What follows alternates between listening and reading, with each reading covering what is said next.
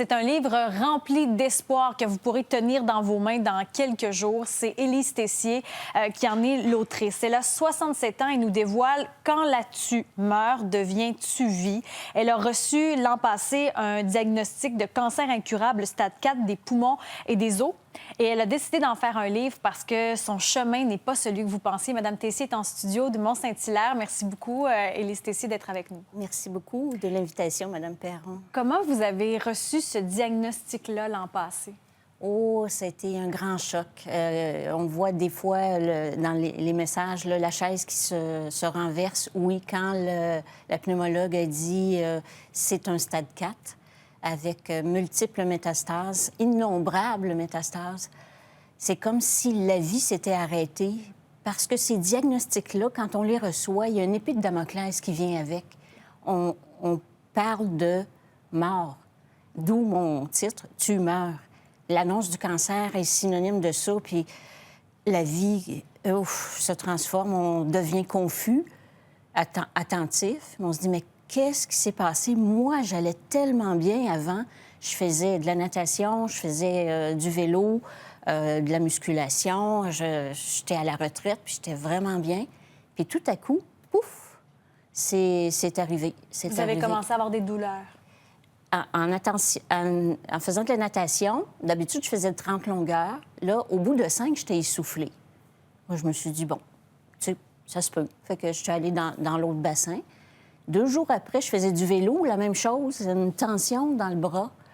Fait que là, j'appelle mon médecin et puis elle me dit, va passer un électrocardiogramme. L'électro était très beau, mais je pensais que je faisais une crise de cœur. Et je suis allée à son bureau. Elle m'a dit, bien, c'est probablement des contractions musculaires, mais va quand même passer une radiographie des poumons. Et le soir même, elle m'appelle, elle me dit, bon, on a eu le résultat, il y a quelque chose d'anormal, on voit une masse, puis elle prenait bien son temps. Et là, j'ai dit, là, ce que vous me dites, c'est que j'ai un cancer. Elle me dit, oui, je suis désolée. Mais on ne sait pas s'il est maligne ou bénigne. Alors, demain matin, rendez-vous à l'hôpital pour passer un scan. On va en savoir plus. Et quand vous avez le diagnostic, on vous dit c'est un cancer stade 4 incurable. Pourtant, vous êtes avec nous aujourd'hui. Oui. On est bien heureux. Oui, oui, oui. Qu'est-ce qui s'est passé? Le cancer, finalement, c'est presque résorbé. Oui, presque résorbé. En fait, mais j'ai passé à travers toutes sortes de choses. Ce cancer-là, il provoquait des embolies pulmonaires. Alors, j'ai fait 4 embolies. 2 en septembre, 2 en octobre.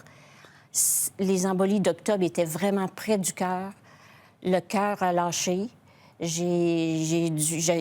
y avait à peu près juste 20 de mon cœur qui fonctionnait. J'étais sous oxygène. J'ai été hospitalisée pendant 2 mois. J'étais sous oxygène. J'ai failli mourir à 3 reprises. Mais comment vous faites pour être aujourd'hui debout devant moi, énergique, lumineuse? Qu'est-ce qui s'est passé? Comment vous avez réussi à prendre le taureau par les cornes? Bien, il y a eu, évidemment, les excellents soins du CHUM qui ont contribué. J'ai eu de très bons soins pour passer à travers les pneumonies, etc., tout Mais ça. Mais votre posture mentale a changé. Effectivement. Moi, j'avais fait une formation au niveau de la plasticité du cerveau. Je connaissais déjà la méditation, l'hypnose, les constellations familiales. J'ai connu le saut quantique. Et je me suis branchée à mon ange, je me suis branchée à mes archanges, Michael, Raphaël et Gabriel. Gabriel est avec moi aujourd'hui. Et j'ai décidé de ne pas me battre contre le cancer. Je pensais au début que je devais remettre mon armure comme je le faisais au travail. Il combat un cancer. Oui. C'est souvent les mots qu'on utilise. Non, j'ai dit, je ne vais pas me battre contre mon corps. Mon corps m'envoie un message. Il faut que j'aille comprendre quel est ce message, être à l'écoute de mon corps et vraiment rester calme parce que c'est comme ça que moi, en tout cas, je m'en suis sortie. À chaque fois que j'avais des difficultés et des grands chocs, j'en avais. Je prenais le temps d'encaisser les chocs, de pleurer, de faire mes deuils parce qu'on fait plein de deuils quand on a un cancer. Mais tout de suite après, d'accueillir dans l'humilité ce qui est là.